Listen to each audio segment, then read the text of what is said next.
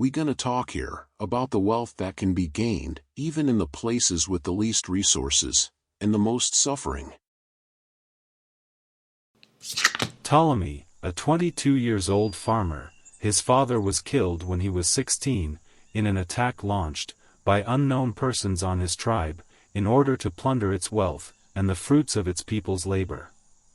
Ptolemy took over the management of the farm at an early age. As a result, he became a professional farmer, even a scientist, knowing the secrets of all seeds and soils. He knows that he has greatly developed what his father taught him.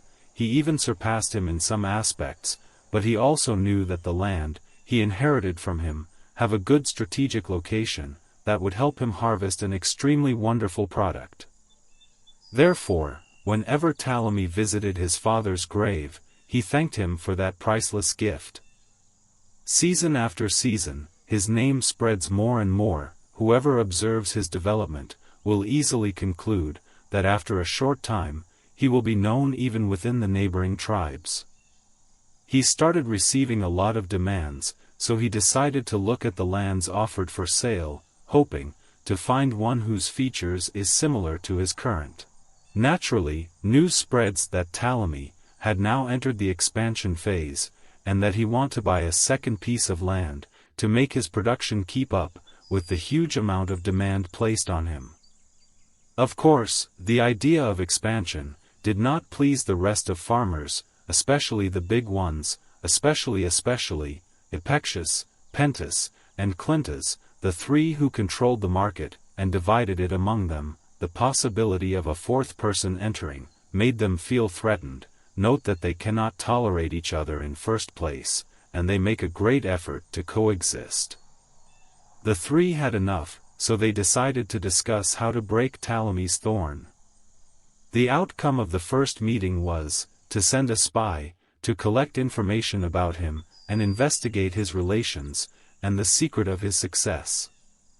The spy infiltrated Ptolemy's house, but he did not find any manuscript or book about his work, because he kept it all inside his memory.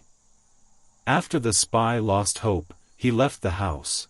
Then he counted on his additional solution, which was to entice one of Ptolemy's relatives with gold, in order to give him the secrets he have about him. The spy went to Sodus, Ptolemy's uncle, who had previously collected some information about him, and learned that Sodus is his most hated relative. In exchange for 600 gold pieces, Sodus told the spy of the three big farmers that he knew nothing about the techniques Ptolemy follow in agriculture, but he know with certainty that the land he owns play a major role, perhaps more than half, in abundance and quality of the products. The spy returned to his employers. Using the information they obtained from him, they left the second meeting with a decision to banish Ptolemy forever, inside a deep cave in mountains, and close its opening, so that they can then buy the land he will leave behind, from his uncle Sodus, who is considered his legal heir. Epictetus, Pentus and Clintus hired 3 mercenaries to do the work. The mercenaries waited until a moonless night to carry out their mission, then they knocked Ptolemy unconscious. When he woke up, he found himself inside a cave with a closed entrance, without food or water. He was completely terrified. Hours passed as he screamed and hit the cave walls with his bare hands. He did not wake up from his seizures until he felt pain in his bones. The pain enabled him to calm down and regain his senses. He went to a corner, where he sat placing his head between his legs. The first idea that came to him was to commit a crime against himself, but he quickly deleted it from his mind, because he knew with certainty, if he died this way, he would not have the face to meet his father in the other world. Ptolemy, inside the cave, his food was the animals and insects that inhabited it, his water was what seeped from mountain top into the cave, and his entertainment was carving the rocks there. At first it was just hammering and forming simple geometric shapes, but after 5 months, Ptolemy was able to carve the shape of his father's face on the rocks. The 3 big farmers were able to achieve what they wanted, since they bought the land from Sodus, and were generous in price. While over time, no one cared about Ptolemy anymore, except his mother and sister, who worked hard to search for him and notify the authorities of his disappearance. Epectius, Pentus, and Clintus were able to include the people with whom Ptolemy was trading in their list of clients.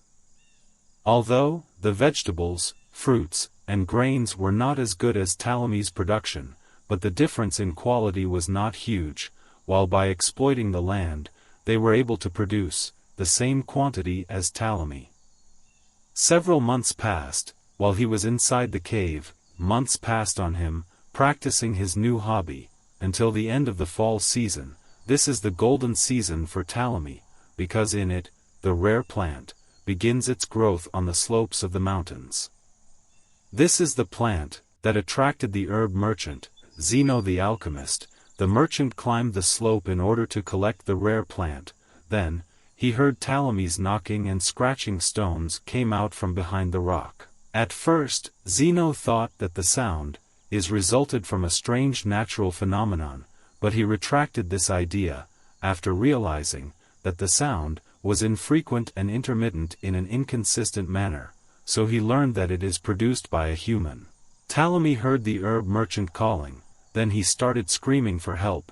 He approached the rock closing the cave opening, where Zeno told him to be patient, until he brought a rope and his donkey to dislodge the rock, and that what actually happened. Ptolemy thanked Zeno, and promised to return the favor one day. Until this moment, Ptolemy did not know why someone would throw him into a cave, trying to get rid of him, so he secretly went to his tribe, and tried to investigate the matter. From the first look he took at his farm, he knew that it was to take it away from him. He saw some mans working there.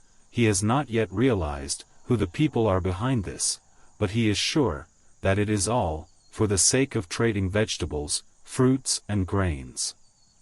Ptolemy decided not to return now, although he didn't want to leave his mother and sister, but circumstances have their rules, at least they are alive. So he carried some of his most prominent sculptures, and headed to another village. Ptolemy moved on from trading vegetables, fruits, and grains, to trade statues, against his will, but he used the sculpting experience that he had accumulated during his period of exile, in addition to the trading experience he had accumulated while working as a farmer, and this combination led him to success, and earn a lot of gold. A success that can be said, it surpassed what it was before, because the art of sculpture, in addition to the gold it earned, enabled him to know the major people, and the ruling class in his country. After his situation stabilized, and he recovered psychologically and physically from the wounds of exile, will Ptolemy return to his tribe? Will he investigate those who committed crimes against him, and try to take revenge? Will he return to see what happened in his land, that he inherited from his father, and meet his mother and sister? This is what we're gonna see in the second part.